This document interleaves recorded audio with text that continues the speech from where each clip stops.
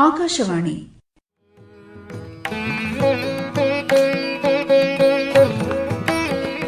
தமிழ்ச்சொல் மாலை.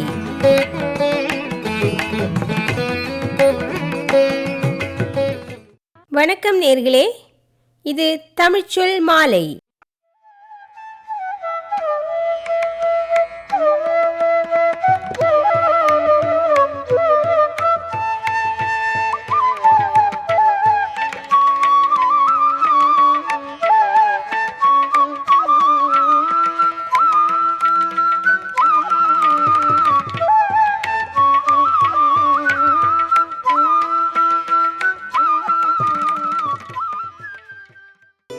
மே மாதம் என்றாலே மாணவர்களுக்கு கோடை திருவிழா தான். இந்த கொளுத்தும் கோடையிலும் மழலை மொழியின் மழையில் நனைவது ஏனோ சுகம்தான் நேயர்களே. இன்றைய தமிழ்ச்சொல் மாலை நிகழ்ச்சியில் முதலாவதாக நேயர்கள் கேட்க இருப்பது பள்ளி மாணவர்களாகிய நட்சத்திரம் குழுவினர் வழங்கும் பல்சுவை நிகழ்ச்சி.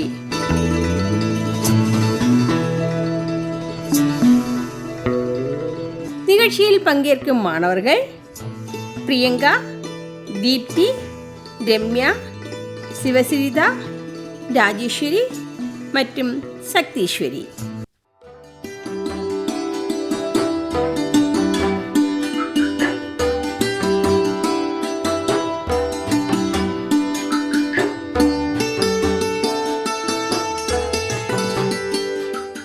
வணக்கம் நேயர்களே, நட்சத்திரம் குழுவினரின் பல்சுவை நிகழ்ச்சி ஆரம்பமாகிறது. நான் ராஜேஸ்வரி. இப்போது கோடை விடுமுறை தொடங்கியாச்சு. எல்லோரும் என்ன பண்ணிக்கிட்டு இருப்பீங்க? ஃபோன் பார்த்துக்கிட்டு, டிவி பார்த்துக்கிட்டு, தூக்கத்திலேயே தானே நேரத்தை கழிக்கிறோம். ஆமாம், நம்ம நினைக்கிறது அதுதான் நம்ம சந்தோஷம்னு. அதுவும் ஒரு சந்தோஷம்தான். ஆனால் அதை விட ஒரு சந்தோஷத்தை நான் சொல்லட்டா? அதெல்லாம் விட அம்மா, அப்பா, தாத்தா, பாட்டி, நண்பர்கள்னு அவங்க கூட பேசி நேரத்தை செலவிட்டு பாருங்க. அப்போ அவங்க முகத்துல ஒரு சந்தோஷம் வரும் பாருங்களேன். அதை பார்க்கும்போது வர அந்த அழகான உணர்ச்சி இருக்கே, எப்பா அதை சொல்ல வார்த்தைகளே இல்லைன்னா பார்த்துக்கோங்களேன் நேயர்களே. நமக்கு கிடைக்கும் ஃப்ரீயான நேரத்தை வச்சு நம்மளால் எவ்வளவோ சாதிக்க முடியும். அப்படி கோடை விடுமுறை எப்படி செலவிடலாம் என்பதை குறித்து பள்ளி மாணவர்களான நாங்கள் கவிதை, கதை, பாடல், உரையாடல், நாடகம், திருக்குறள், உறுதிமொழின்னு நாங்கள் சொல்ல நினைக்கும் கருத்துக்களை இதன் வழியாக வெளிப்படுத்த போகிறோம். இதை கேட்டு நீங்கள் மகிழ்வீர்கள் என்று நம்புகிறோம்.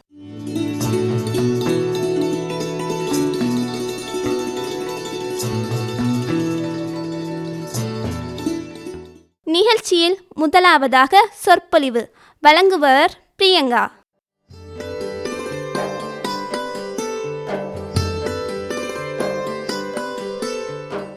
கோடை காலம் வந்துவிட்டாலே பள்ளி விடுமுறை, விளையாட்டு, சுற்றுலா, உறவினர்களின் வீடு என மகிழ்ச்சி நிறைந்த நாட்கள் நம்மை வரவேற்கின்றன. ஆனால் இந்த மகிழ்ச்சியான காலத்தில் நாம் கவனிக்க வேண்டிய மிக முக்கியமான விஷயம் உணவு முறை.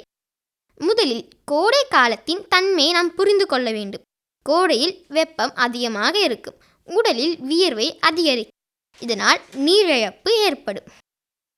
ஆகவே நாம் எடுத்துக்கொள்ளும் உணவு உடலை குளிர்விக்கவும் சக்தியை தரவும் இருக்க வேண்டும். முதல் முக்கியம் தண்ணீர்.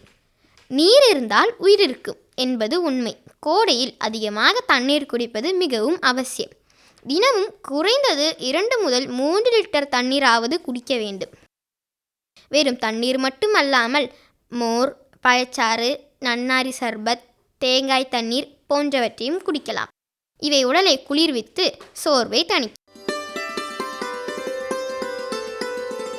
இயற்கை உணவுகள். கோடை காலத்தில் நம்முடைய உணவில் பழங்களும் காய்கறிகளும் அதிகமாக இருக்க வேண்டும். தர்பூசணி, முழாம், மாம்பழம், வெள்ளரிக்காய் போன்றவை உடலுக்கு குளிர்ச்சி தரும். இவை நீர் சத்து நிறைந்தவை. பழங்களை சாப்பிடுவதன் மூலம் நாம் ஆரோக்கியமாகவும் புத்துணர்ச்சியுடனும் இருப்போம். ஜங்க் உணவுகளை தவிர்ப்பது. விடுமுறை என்றால் பலர் எண்ணெய் அதிகமான உணவுகள், ஃபாஸ்ட் ஃபுட், குளிர்பானங்கள் போன்றவற்றை அதிகமாக எடுத்துக்கொள்வார்கள். ஆனால் இவை உடலுக்கு தீங்கு விளைவிக்கும். அதிக எண்ணெய் மற்றும் சர்க்கரை உள்ள உணவுகள் உடல் எடையை அதிகரிக்கவும் சோர்வை உண்டாக்கவும் செய்யும். எனவே இவற்றை குறைத்து கொள்ள வேண்டும். வீட்டில் தயாரிக்கும் உணவு. வீட்டில் தயாரிக்கும் சுத்தமான உணவுதான் சிறந்தது. அம்மா செய்து தரும் சாதம், கறி, கூட்டு, ரசம் போன்றவை நம்மை ஆரோக்கியமாக வைத்திருக்க உதவும். வெளியில் வாங்கும் உணவுகளை விட வீட்டு சமைப்பே பாதுகாப்பானது. நேரத்திற்கு உணவு. விடுமுறை நாட்களில் பலர் நேரம் கடந்து தூங்குவார்கள். சாப்பிடும் நேரமும் மாறிவிடும். இது உடலுக்கு நல்லதே அல்ல. காலை உணவு, மதிய உணவு, இரவு உணவு ஆகியவற்றை சரியான நேரத்தில் எடுத்துக்கொள்ள வேண்டும். காலை உணவை தவிர்க்கவே கூடாது. அது நாளின் சக்தி அளிக்கும் முக்கியமான உணவாகும். உணவு சாப்பிடும் முன் கைகளை நன்றாக கழுவ வேண்டும். சுத்தமான பாத்திரங்களில் உணவு சாப்பிட வேண்டும். பழங்களை சுத்தமாக கழுவி சாப்பிட வேண்டும். இவை அனைத்தும் நோய்களை தடுக்கும். உடற்பயிற்சி மற்றும் விளையாட்டு. உணவு மட்டும் போதாது. உடலை சுறுசுறுப்பாக வைத்திருக்க தினமும் சிறிது நேரம் விளையாட வேண்டும். காலை அல்லது மாலை நேரங்களில் விளையாடுவது சிறந்தது. இதனால் உடல் ஆரோக்கியமும் மன அமைதியும் கிடைக்கும். அன்பு நண்பர்களே, கோடை விடுமுறை என்பது மகிழ்ச்சியான காலம். ஆனால் அந்த மகிழ்ச்சியை முழுமையாக அனுபவிக்க நம் உடல் ஆரோக்கியமாக இருக்க வேண்டும். அதற்கான அடிப்படை நல்ல உணவு முறை. நாம் சாப்பிடும் உணவே நம்மை உருவாக்குகிறது. ஆகவே சுவைக்காக அல்ல, ஆரோக்கியத்திற்காக சாப்பிடுவோம் என்ற எண்ணத்தை வளர்த்து கொள்ள வேண்டும். இந்த கோடை விடுமுறையை ஆரோக்கியமாகவும் மகிழ்ச்சியாகவும் கழிக்க நாம் சரியான உணவு முறையை பின்பற்றுவோம். நீர் அதிகம் குடிப்போம். இயற்கை உணவுகளை தேர்வு செய்வோம். ஜங்க் உணவுகளை தவிர்ப்போம். ஆரோக்கியமான உடல், மகிழ்ச்சியான வாழ்க்கை.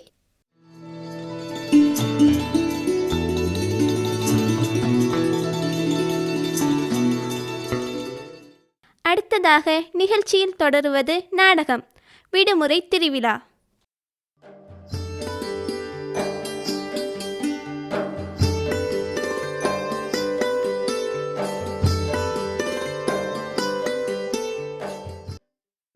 தீபிகா, அந்த ஃபோனவே காலையில் 8 மணியில் ஆரம்பித்தவ, இப்போ மணி 11 ஆகுது. இன்னும் அதே இடத்துல தான் உட்காந்துட்டு இருக்கியா? அக்கா, டிஸ்டர்ப் பண்ணாத. இப்போதான் நான் பாஸ் லெவலுக்கு வந்திருக்கேன். இன்னொரு 10 நிமிஷம்தான். 10 நிமிஷம்னு சொல்லி 3 மணி நேரம் ஆகிடுச்சு.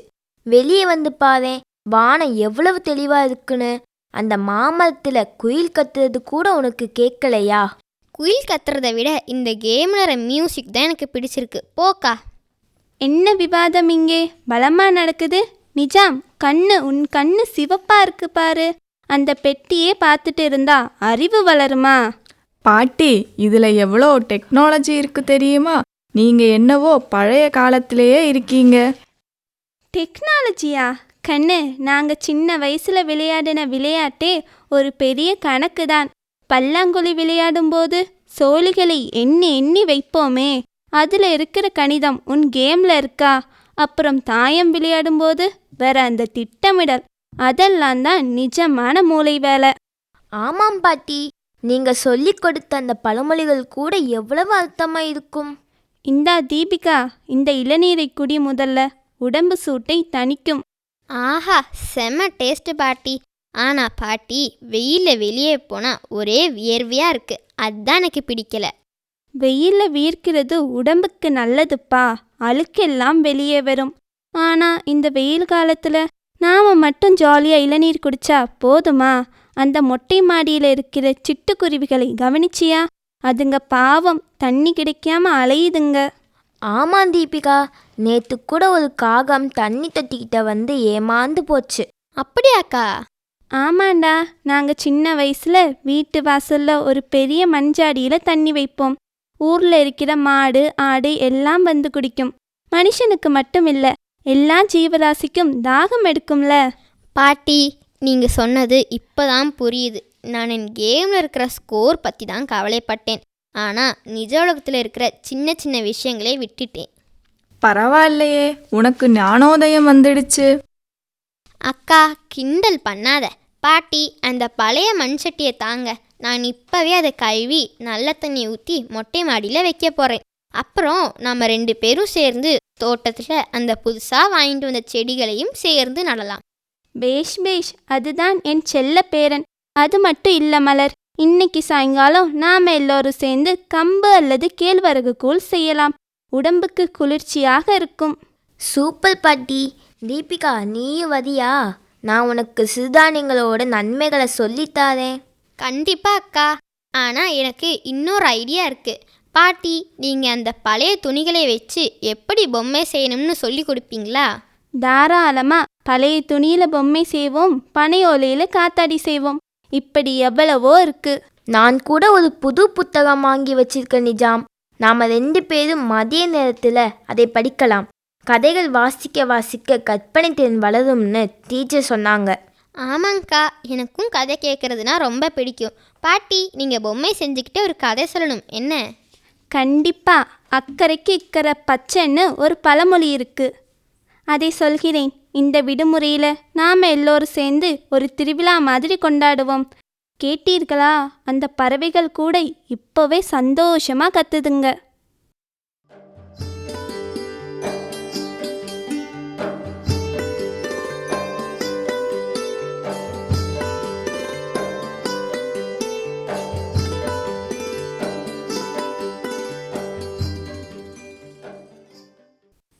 அடுத்ததாக நம் மனதை குளிர்விக்கும் வகையில் இசை மலையில் நனைய வைப்பதற்காக சிவசிறி வருகிறாள்.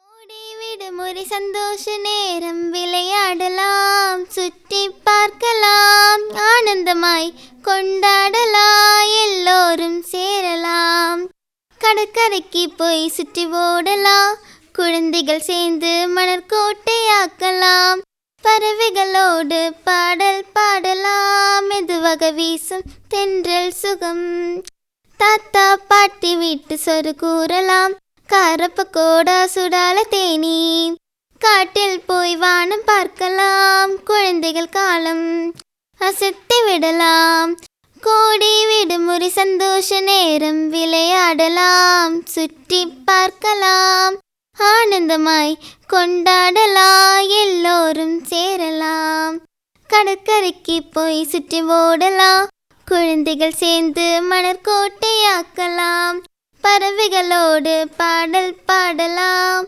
மெதுவாக வீசும் தென்றல் சுகம், தாத்தா பாட்டி வீட்டு சொரு கூறலாம், காரப்பக்கோடா சுடால தேனி, காட்டில் போய் வானம் பார்க்கலாம், குழந்தைகள் காலம் அசத்தி விடலாம்.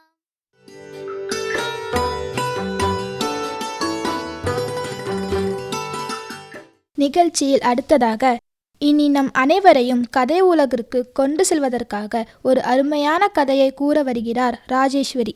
கோடை விடுமுறையும் மாயாஜால பெட்டியும். சென்னையின் பரபரப்பான அடுக்குமாடி குடியிருப்பில் வசித்தவன் வருண். அவனுக்கு 12 வயது. கோடை விடுமுறை வந்துவிட்டாலே அவனுக்கு ஒரே கொண்டாட்டம்தான். ஆனால் அது வெளியூர் போவதற்கோ விளையாடுவதற்கோ அல்ல. தன் புது டேப்லெட்டில் வீடியோ கேம்ஸ் விளையாடுவதற்கும் கார்ட்டூன் பார்ப்பதற்கும் தான். வருண், எவ்வளவு நேரம்டா அந்த பெட்டியே பார்த்துட்டு இருப்ப? அப்புறம் லீவு முடிஞ்சு ஸ்கூல் திறக்கும்போது டீச்சர் என்ன பண்ணேன்னு கேட்டா வீடியோ கேம் விளையாடினேன்னு தான் சொல்லுவ என்று அம்மா தினமும் சலித்து கொள்வார். வருண் சாதாரணமாக சிரித்து கொண்டே, அம்மா, வெளியே போக முடியல, ஒரே புகையும் சத்தமுமா இருக்கு, அதான் இதை பார்க்கிறேன் என்று சொல்லிவிட்டு மீண்டும் கேமில் மூழ்கி விடுவான். ஆனால் இந்த முறை அப்பா ஒரு வித்தியாசமான முடிவை எடுத்திருந்தார்.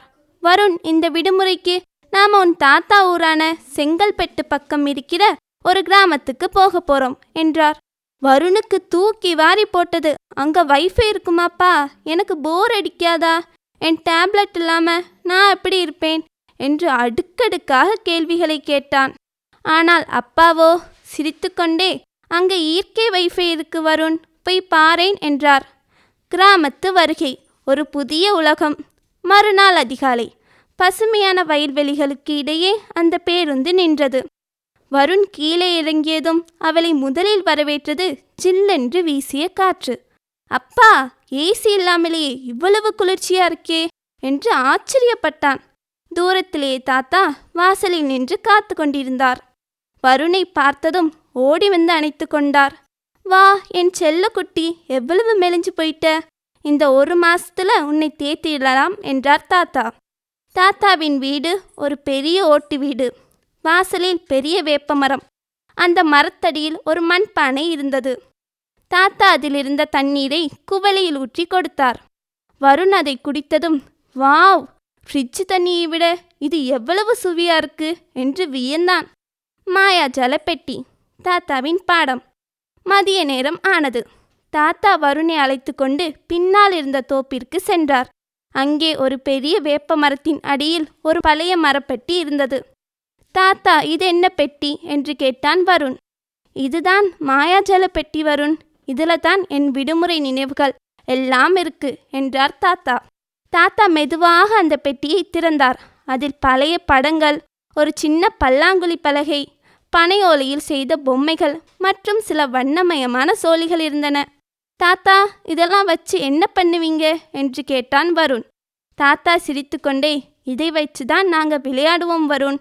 இந்த சோழிகளை எண்ணி எண்ணி வைக்கும்போது கணக்கறிவு வளரும்.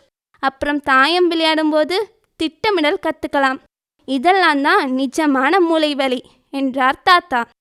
மலர் அன்று மாலை தாத்தாவுடன் சேர்ந்து பழைய துணியில பொம்மை செய்வது எப்படி என்று கற்றுக்கொண்டார். வருண் கடையில் வாங்குகிற பிளாஸ்டிக் பொம்மைகளை விட நாமளே உருவாக்கிற இந்த பொம்மைக்கு ஒரு உயிர் இருக்கும் என்றார் தாத்தா. வேர்களை தேடி ஒரு வாரம் ஓடி போனதே தெரியவில்லை. ஊருக்கு கிளம்ப வேண்டிய நேரம் வந்தது. வருண் இப்போது பழைய வருண் இல்லை. அவள் கையில் செல்போன் இல்லை. மாறாக ஒரு புத்தகமும் தாத்தா செஞ்சு கொடுத்த துணி பொம்மையும் இருந்தது. தாத்தாவின் கைகளை பிடித்து கொண்டு வருண் சொன்னான், தாத்தா, இந்த விடுமுறைதான் என் வாழ்க்கையிலேயே சிறந்த விடுமுறை. நான் சிட்டிக்கு போனதும் தினமும் மொட்டை மாடியில் பறவைகளுக்கு தண்ணி வைப்பேன். அப்புறம் எங்கள் வீட்டு முன்னாடி ஒரு சின்ன மரம் நடுவேன். அடுத்த லீவுக்கும் நான் இங்கே தான் வருவேன் தாத்தா. தாத்தா சிரித்துக்கொண்டே, புத்திசாலி பெண் என்று அவளை ஆசீர்வதித்தார். பேருந்து நகரத்தை நோக்கி சென்றது. ஆனால் வருணின் மனதிலோ அந்த கிராமத்தின் பசுமையும் தாத்தாவின் இயற்கை பாடங்களும் நிறைந்தது.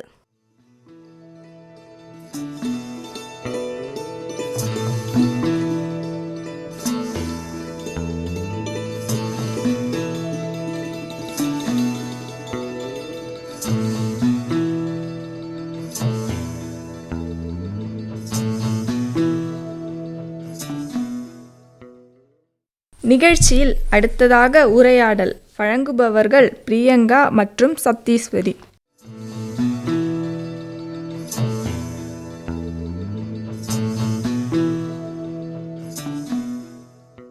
நிலா கிராமத்தில் விடுமுறையை கொண்டாடும் மாணவி, உற்சாகமானவள்.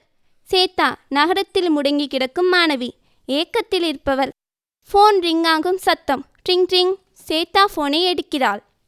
ஹலோ நிலாவா, என்னடி பண்ணுற? ஃபோன் எடுக்க இவ்வளவு நேரமா? 3 வாட்டி கால் பண்ணிட்டேன். ஹே ஸ்வேதா, சாரிடி, நான் தோப்புக்குள்ளே இருந்தேன். ஃபோன் வைப்ரேஷனில் இருந்தது தெரில. இப்போதான் வீட்டுக்குள்ளே வந்தேன். சொல்லு, எப்படி இருக்க? நான் என்ன பண்ணுவேன், வழக்கம் போல் இந்த 4 செவத்துக்குள்ளே ஏசியை போட்டுட்டு மொபைலில் ரீல்ஸ் பார்த்துட்ருக்கேன். வெளியில் எட்டி பார்த்தா ஒரே புகையும் காரு சத்தமாக இருக்குது. செம போர் அடிக்குது நிலா. நீ அங்கே என்ன பண்ணுற? இங்கேயா, காலையில் 6 மணிக்கே எழுந்து பாட்டி கூட மாட்டுத் தொழுவத்துக்கு போனேன். இப்போதான் கறந்த பசும்பாலை குடித்தேன். ஆஹா, அந்த ருசியே தனி ஸ்வேதா. இப்போ நான் ஒரு பெரிய மாமரத்து நிழல்ல உட்காந்துட்டு இருக்கேன். மாமரத்து நிழலா? அங்கே வெயிலே இல்லையா? இங்கே வெயில தலையே சுற்றுது. இங்கே மரங்கள் அவ்வளோ இருக்கு ஸ்வேதா. காற்று சும்மா ஜில்லுன்னு வீசுது. இப்போ கூட என் முன்னாடி சிட்டுக்குருவி வந்து கீச் கீச்சுன்னு கத்துது. இங்கே வைஃபை இல்லை, ஆனால் மனசுக்கு ரொம்ப பீஸ்ஃபுல்லாக இருக்குது. பாரதிதாசன் சொன்னாரே, அன்னம் ஆடும் அகன்றுரை பொய்கை, தென்னஞ்சோலை தரும் குளிர்காற்று. அதெல்லாம் இங்கே தான் நேரடியாக அனுபவிக்கிறேன். என்னடி கவிதையெல்லாம் வருது? அங்கே வேற என்ன விசேஷம்? விசேஷத்துக்கு பஞ்சமே இல்லை. இன்னைக்கு மதியம் பாட்டி கம்மங்கூழ் செஞ்சு தாரேன்னு சொல்லியிருக்காங்க. கூடவே சின்ன வெங்காயம், மோர் மிளகாய். நினச்சாலே நாக்கில் நீர் ஊறுது. அப்புறம் சாயங்காலம் பக்கத்தில் இருக்கிற குளத்துக்கு போய் கால் நனைச்சிட்டு வரப்போகிறோம். அங்கே மீன் துள்ளுறத பார்க்குறதே ஒரு தனி அழகு ஸ்வேதா. மீன் துள்ளுறதா? நான் இது வரைக்கும் அக்வேரியத்தில் தான் மீனை பார்த்துருக்கேன். நேரில் பார்க்க அவ்வளவு நல்லாவா இருக்கும்? கண்டிப்பாக. அது மட்டும் இல்லை, இங்கே இருக்கிற என் ஃப்ரெண்ட்ஸ் எல்லாருமே சேர்ந்து கிச்சு கிச்சு தாம்பளை விளையாடுறாங்க, கண்ணாம்பூச்சி விளையாடுறாங்க. எனக்கும் அந்த விளையாட்டை கற்றுக் கொடுத்தாங்க. சிட்டி லைஃப்பில் நாம் வீடியோ கேம்ஸ்லேயே தொலைஞ்சு போயிட்டோம்ல. ஆமாம் நிலா, நான் இப்போ ஃபோனில் கேம் விளையாடுறேன். ஆனால் நீ நிஜமாகவே வெளியே போய் ஃப்ரெண்ட்ஸோடு விளையாடுற. எனக்கும் உங்கள் ஊருக்கு வரணும் போல் ஆசையாக இருக்கு நிலா. அட, இன்னொரு விஷயம் சொல்ல மறந்துட்டேனே. பாட்டி எனக்கு பழைய துணிகளை வச்சு எப்படி அழகான பொம்மைகளை செய்யணும்னு சொல்லி கொடுத்தாங்க. அப்புறம் பனை ஓலையில் செஞ்ச காத்தாடி. இது எதுவுமே ஆன்லைனில் கிடைக்காது ஸ்வேதா. நம்மளா கையில் செய்கிறதுல இருக்கிற சந்தோஷமே தனி. நிலா, நீ சொல்கிறதை கேட்க எனக்கு பொறாமையாக இருக்குது. எங்கள் வீட்டில் எப்போவும் டிவி, ஃபோன் இதெல்லாம் தான். எங்கள் அம்மா கூட இப்போ தான் திட்டினாங்க, எப்போவும் ஃபோனை நோண்டிக்கிட்டே இருக்காத, ஏதாவது பயனுள்ளதாக பண்ணுன்னு. உங்கள் அம்மா சொல்கிறது சரிதான் ஸ்வேதா. ஒரு நிமிஷம், நான் ஒரு ஐடியா சொல்கிறேன். நீ உங்கள் அம்மா கிட்ட பேசு. இந்த லீவில் ஒரு வாரம் மட்டும் என் கூட கிராமத்துக்கு வா. நம்ம 2 பேரும் சேர்ந்து வயல்வெளியில் ஓடி ஆடி விளையாடலாம். இயற்கை விவசாயங்களை பற்றி அங்கே இருக்கிற பெரியவங்க கிட்ட கேட்டு தெரிஞ்சுக்கலாம். நிஜமாவா? நான் இப்போவே எங்கள் அம்மா கிட்ட கேட்குறேன். நானும் நிலா கூட கிராமத்தில் ஒரு வாரம் இருக்க போகிறேன்னு சொல்லி பர்மிஷன் வாங்குறேன். அங்கே வந்தால் எனக்கு நீச்சல் கற்றுக் கொடுப்பியா?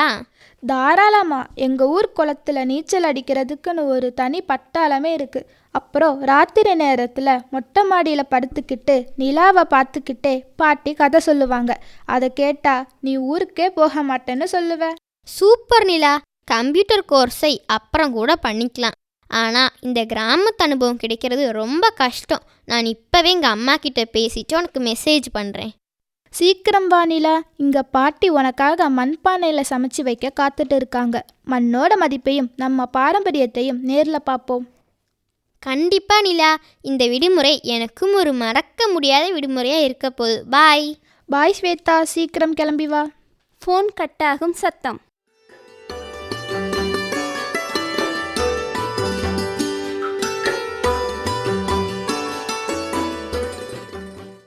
நிகழ்ச்சியில் தொடர்வது திருக்குறளின் விளக்கம்.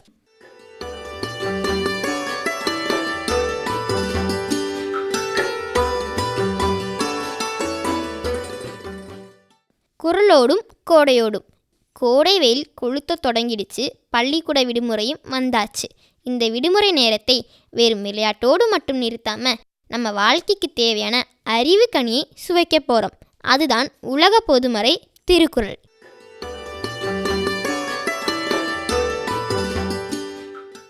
கோடை விடுமுறையும் திருக்குறளும்.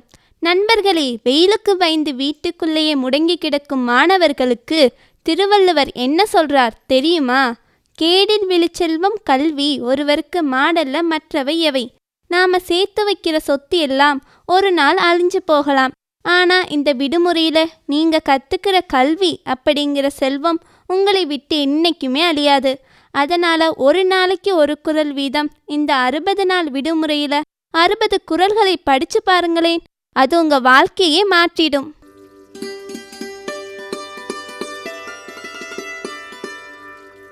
விருந்தோம்பல் இந்த கோடைக்கு ஏற்றது.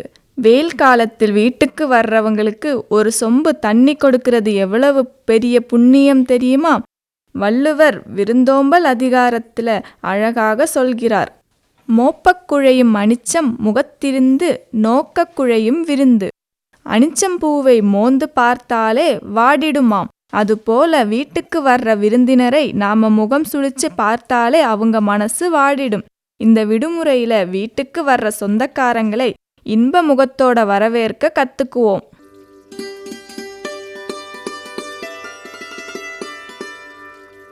மாணவர்களுக்கான அறிவுரை. இப்போ இருக்கிற சூழல்ல மாணவர்கள் செல்போன்லேயே காலத்தை கழிக்கிறாங்க.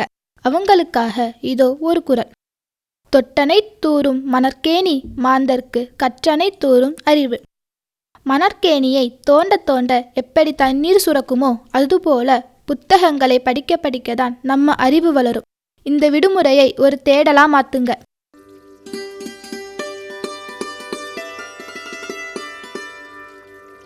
நேரத்தை பயன்படுத்துதல். நண்பர்களே, விடுமுறைனா முழுக்க தூங்கிட்டே இருக்கணும்னு இல்லை, நேரத்தை சரியாக பயன்படுத்தணும்னு வள்ளுவர் சொல்லுறார். காலத்தினால் செய்த நன்றி சிறிதெனும் நாளத்தின் மான பெரிது. சரியான நேரத்தில் செய்யும் சிறிய விஷயம் கூட பெரிய பலன் தரும். இந்த கோடை விடுமுறையில் நீங்கள் கற்றுக்கிற ஒரு நல்ல பழக்கம் அது உங்கள் வாழ்க்கையே முழுக்க மாற்றிடும்.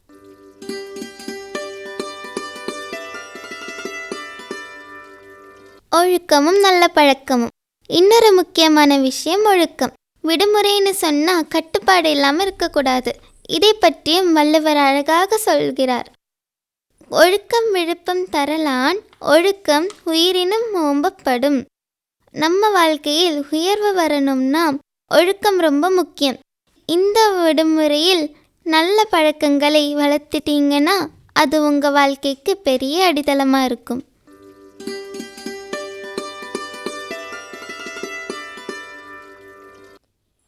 ஆகையால நேயர்களே, இந்த கோடை விடுமுறையை வெறும் விடுமுறையாக பார்க்காம வள்ளுவர் காட்டிய வழியில் வாழ பழகுவோம்.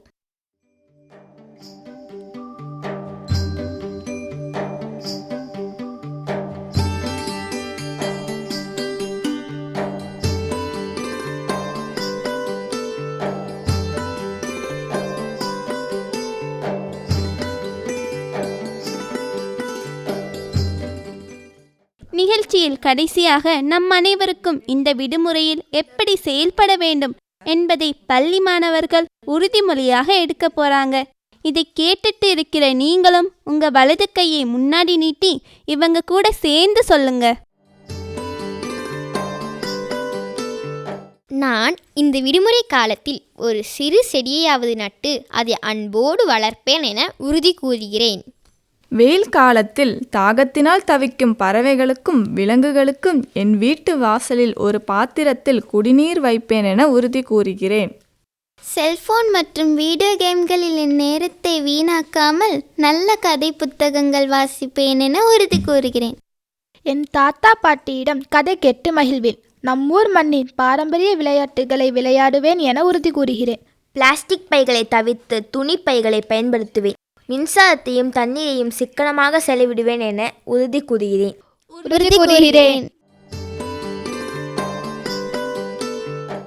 அருமை மாணவர்களே, நேயர்களே, நீங்களும் இந்த உறுதிமொழியை ஏற்றிப்பீங்கன்னு நம்புகிறோம். இயற்கையோடு இணைவோம், இனிய விடுமுறை கொண்டாடுவோம்.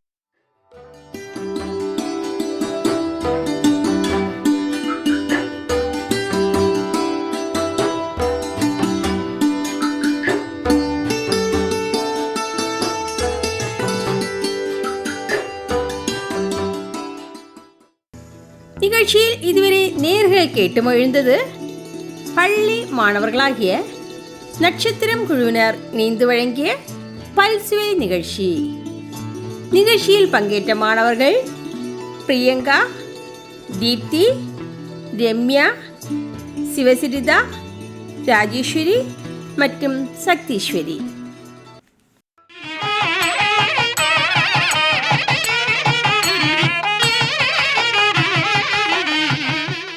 நிகழ்ச்சியில் இதுவரை நேயர்கள் கேட்டுக்கொண்டிருந்தது ஆகாஷவாணி திருவனந்தபுரம் நிலையத்திலிருந்து ஒலிபரப்பான தமிழ்ச்சொல் மாலை. இத்துடன் இந்திய நிகழ்ச்சிகள் நிறைவடைகின்றன. மீண்டும் சந்திக்கும் வரை உங்களிடமிருந்து விடைபெறுவது எம் சங்கீதா கிருஷ்ணகுமார். நன்றி, வணக்கம்.